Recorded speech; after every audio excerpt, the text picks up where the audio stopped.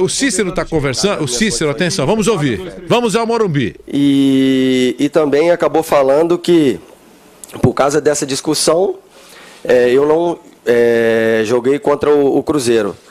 E lembrando que esse jogo contra o Cruzeiro, quando chegou num sábado, eu ainda não tinha reagido muito bem ainda, do meu estado febril.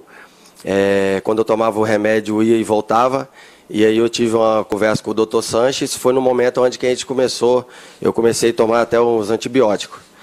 E nisso daí, eles iam até me deixar fora da viagem também, porque eu não estava com condições físicas de jogar.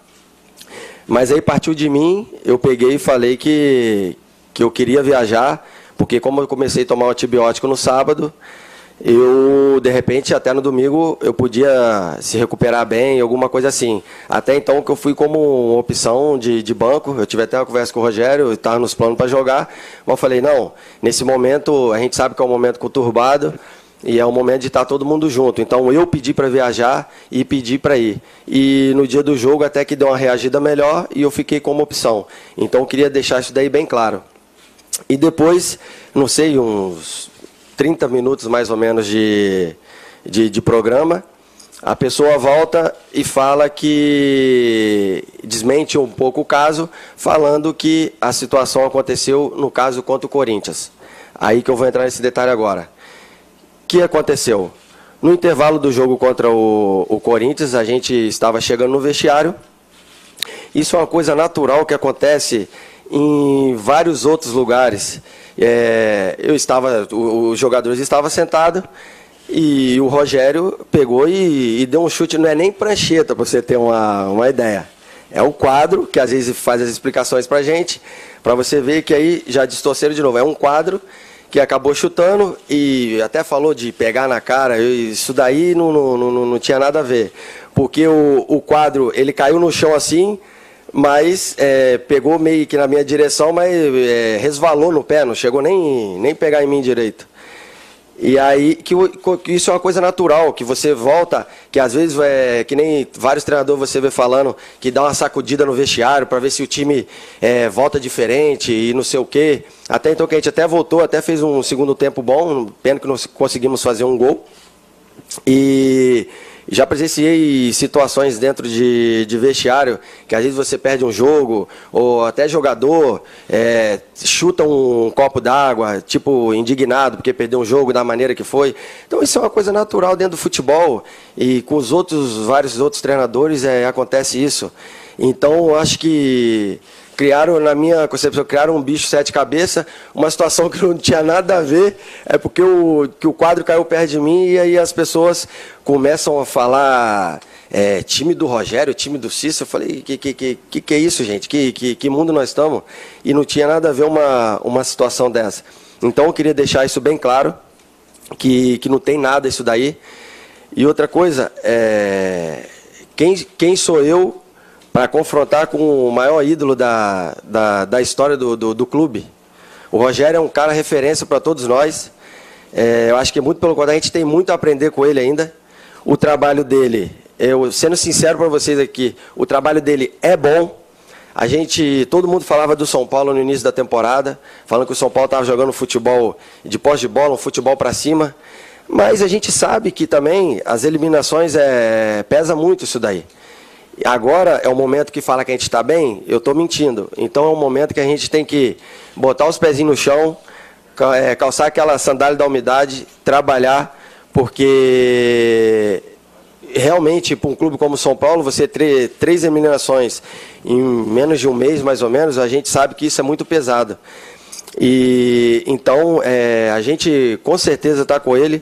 O trabalho do Rogério, no meu ponto de ver, é bom, porque foram 5 derrotas, o que pesa são as eliminações, e quando você começa a ter as eliminações, é lógico que é natural, dentro da equipe grande, as pessoas começam a fuçar certas coisas para arrumar alguma coisa, arrumar um culpado, falar que fulano brigou com o ciclano, e o ciclano brigou com o Beltrano. Então, eu acho que a gente tem que parar um pouco disso daí, e até nós aqui trabalhar, chamar o torcedor para nos apoiar, porque é isso que a gente está precisando do momento.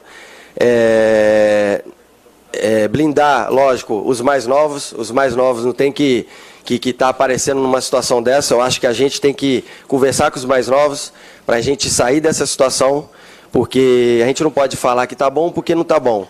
Então a gente tem tempo aí de melhorar no Campeonato Brasileiro para a gente fazer uma grande temporada ainda, porque o Rogério, dentro da linha de raciocínio dele, eu falo isso desde o início da temporada, é uma linha de raciocínio, um método de trabalho muito bom, porque a gente está em pouco tempo de trabalho. E eu acho que isso a longo prazo dá muito o que falar ainda, mas lógico, isso vai depender também de nós jogadores abraçar essa causa e para a gente fazer uma temporada digna de São Paulo. Aí está a entrevista que acontece no São Paulo Futebol Clube do Cícero. Nós abrimos o programa com isso e ele já começou falando para a gente não perder nada.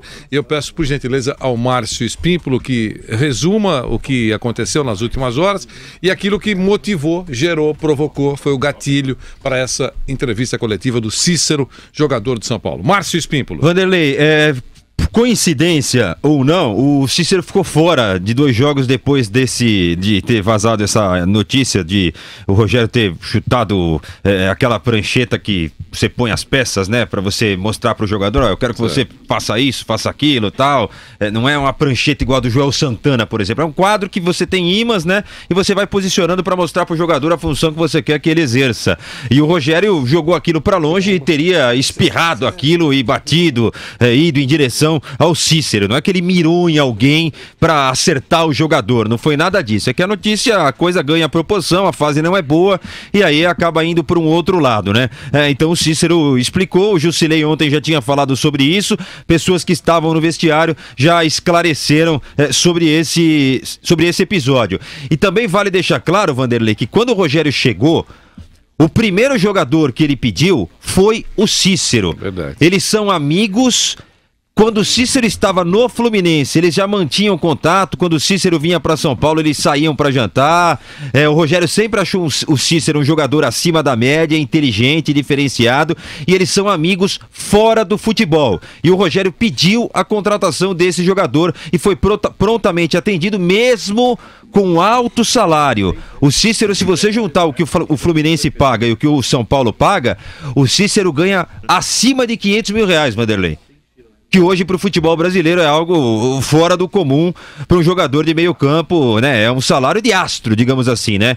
E mesmo assim ele foi atendido, o São Paulo paga parte desses valores para esse jogador.